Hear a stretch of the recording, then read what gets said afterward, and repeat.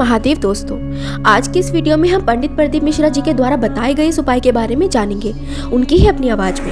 जब भी कोई विषम समस्या अगर आकर खड़ी हो जाए और वो कार्य हो ही नहीं रहा, तो महाराज आज के जमाने में व्यक्ति को खुद से मतलब है, दूसरे से नहीं। दूसरे से कोई स्वयं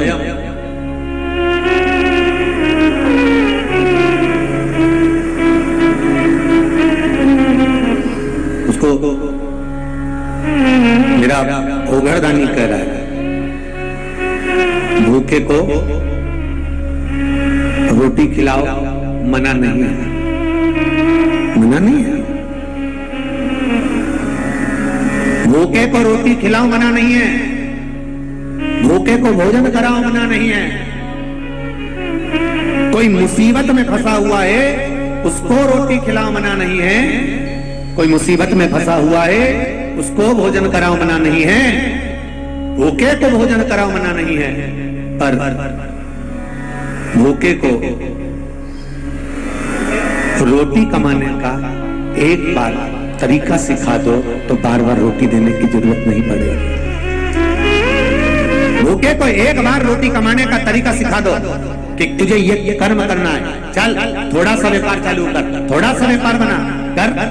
नहीं, अभी चैत्र का महीना आएगा ना, तब अभी फागुन चल रहा है, अभी मैं कोई दुकान नहीं खोल सकता, दुकान खोलूंगा व्यापार नहीं चला तो ऐसा हो गया। तो यहाँ तो शिव महापुराण की कथा कहती है, प्रतिदिन शंकर भगवान का बनाया हुआ है, प्रत्येक घड़ी शिव की बनाई हुई है, प्रत्येक पल मेरे भोलेनाथ का बनाया हुआ है, प्रत्येक समय मेरे शंकर का बनाया हुआ है। आप शिव का नाम लीजिए, त्रिकालदर्शी शंभू का नाम लीजिए और एक बार मन में विश्वास कर उसको फिर भंडारी पर, महाकाल बाबा पर, मेरे काशी विश्वनाथ पर विश्वास कर किसी भी कार्य को करने के लिए भले छोटे से छोटा हो, उसके लिए आगे तो बढ़िए, फिर बाबा संभाल लेगा, सब हाथ पकड़ लेगा और तुम्हें कहां तक पहुंचाएगा ये वो जान। शिव की भक्ति में लगी है, जितना बन सकता है शंकर के अनुमोदन में लगी है, शिव तत्व में लगी है। और मत भटको, मत मार्ग छोड़ो, आप शिव का तत्व धारण कर शंकर का अनुमोदन तो करो। एक बात उतार कर रखिए अपने जीवन में, जब भी कोई विषम समस्या अगर आकर खड़ी हो जाए और वो कार्य हो ही नहीं रहा, तो महाराज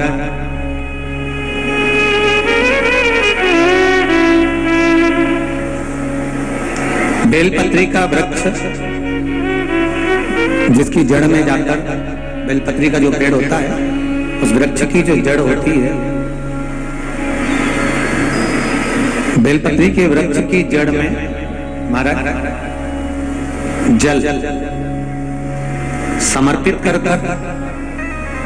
एक बेलपत्री उस जड़ के ऊपर रख कर कच्चा दूध 7 बार,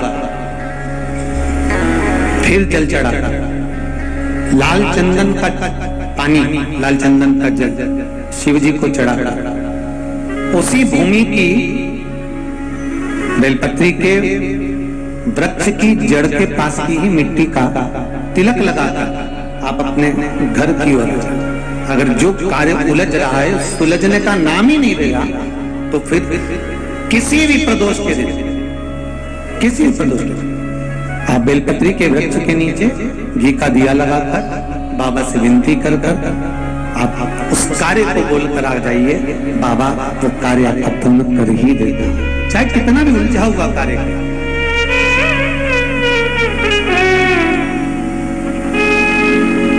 तेरा ही दिया मैंने काया पिया है, तेरा शुक्रिया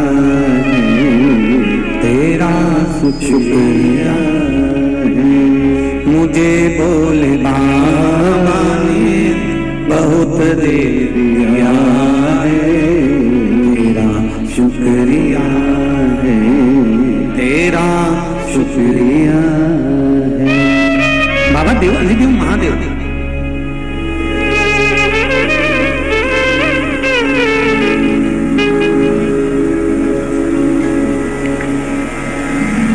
देवराज नाम का ब्राह्मण पाप कर्म में लिप्त था और इतना पाप कर्म कर रहा था कि शायद उसका वैकुंठ जाना निश्चित नहीं था। अब एक बात ध्यान रखिएगा, हम पाप कर रहे हैं, पुण्य कर रहे हैं, अच्छा कर रहे हैं, बुरा कर रहे हैं, या अपने हृदय को मालूम होना चाहिए।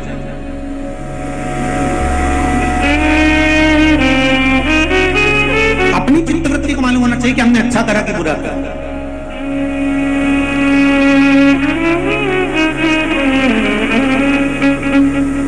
जैसे एक जज साहब के सामने एक केस पहुंचा, जज ने कटघरे में खड़े हुए मुजरिम से पूछा, तुमने क्या गलती करी है जो तुमको कटघरे में लाकर खड़ा करा गया? क्या करा है तुमने? तो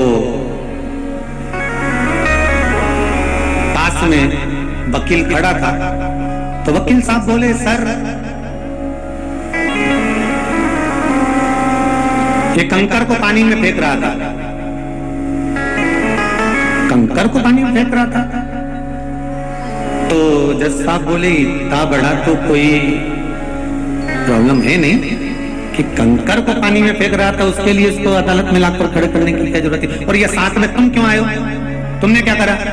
तो वकील बोला, साहब ये कंकर को पानी में फेंकने के लिए हेल्प कर रहा था, सहायता कर रहा था।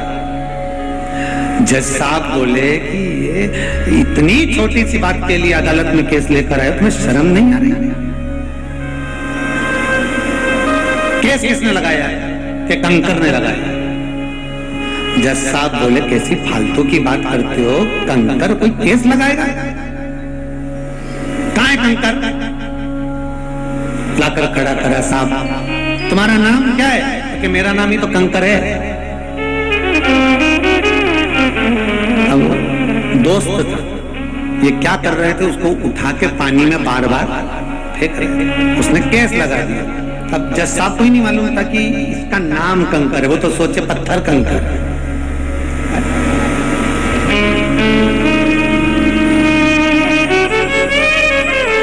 हम भी इसी भ्रांति में जीते, यही हम भी सोचते हैं कि केवल कंकर कंकर है, हमें यह भान नहीं हो पाता कि कंकर ही शंकर है।